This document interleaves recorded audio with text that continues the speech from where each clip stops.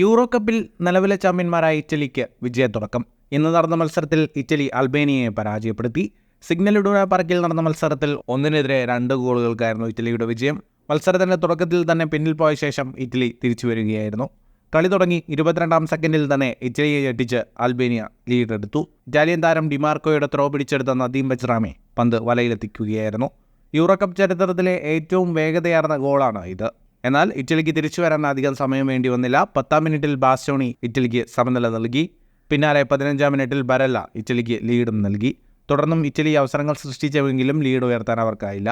മത്സരത്തിന്റെ കണക്കുകളിലേക്ക് വന്നാൽ 69% സമയവും പന്ത് കൈവശം വെച്ച് കളിച്ചത് ഇറ്റലിയാണ്. 17 ഷോട്ടുകളാണ് ഇറ്റലി തൊടുത്തത്. 5 shot on target. 809 പാസുകൾ 92% കൃത്യതയോടെ ഇറ്റലി പൂർത്തിയാക്കി. 8 ഷോട്ടുകളാണ് അൽബേനിയ തൊടുത്തത്. 1 മാത്രം ഷോട്ട് ഓൺ ടാർഗറ്റ്. ഗ്രൂപ്പിലെ അടുത്ത മത്സരത്തിൽ ജൂൺ 21 ഇറ്റലി സ്പെയിനെയും ജൂൺ 19 അൽബേനിയ ക്രൊയേഷ്യയും നേരിടും. ഫുട്ബോൾ ലോകത്തെ കൂടുതൽ വാർത്തകൾക്കും വിശേഷങ്ങൾക്കുമായി സ്പോർട്സ് കഫേ ഇപ്പോൾ തന്നെ സബ്സ്ക്രൈബ് ചെയ്യുക.